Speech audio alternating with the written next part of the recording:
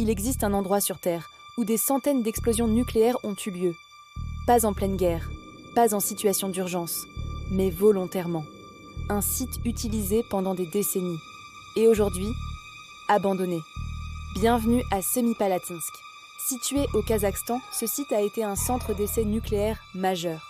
Pendant plus de 40 ans, des explosions ont été réalisées ici, en surface, sous terre, dans l'air. Le but était simple, tester, comprendre, améliorer. Mais à quel prix ? Des villages se trouvaient à proximité, des populations vivaient là. Et pendant longtemps, elles n'ont pas été informées, exposées. Sans protection réelle, les conséquences ont été lourdes. Maladies, radiations, impact sur plusieurs générations. Et aujourd'hui encore, les effets sont étudiés. Mais le site, lui, est toujours là, immense, vide et marqué. Des structures abandonnées, des bâtiments détruits, des cratères laissés par les explosions. Un paysage qui semble figé, comme si quelque chose avait été stoppé brutalement. Mais malgré le danger, certains s'y rendent, explorateurs, scientifiques, curieux. Et leurs témoignages sont troublants. Certains parlent d'un silence étrange, pas un silence naturel, un silence lourd, comme si le lieu absorbait les sons. D'autres racontent une sensation de malaise, pas immédiate, mais progressive, comme si le corps réagissait à l'environnement. Et dans un sens, c'est possible. Les radiations, même faibles, peuvent créer une anxiété, un inconfort. Mais il y a autre chose. Certains visiteurs évoquent une impression de vide total.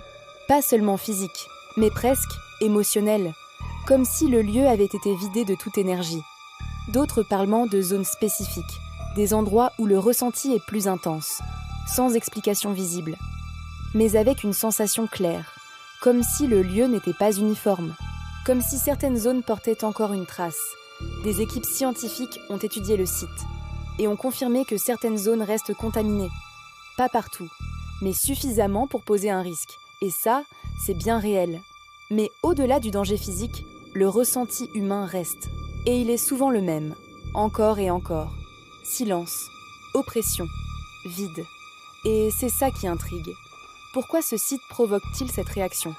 Est-ce uniquement lié à son histoire ? Ou est-ce que l'environnement lui-même a été modifié durablement ? Semipalatinsk n'est pas un lieu ordinaire.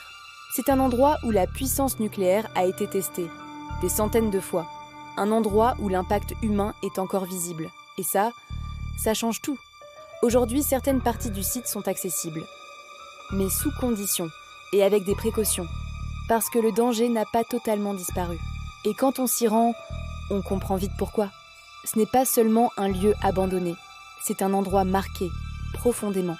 Alors pose-toi cette question.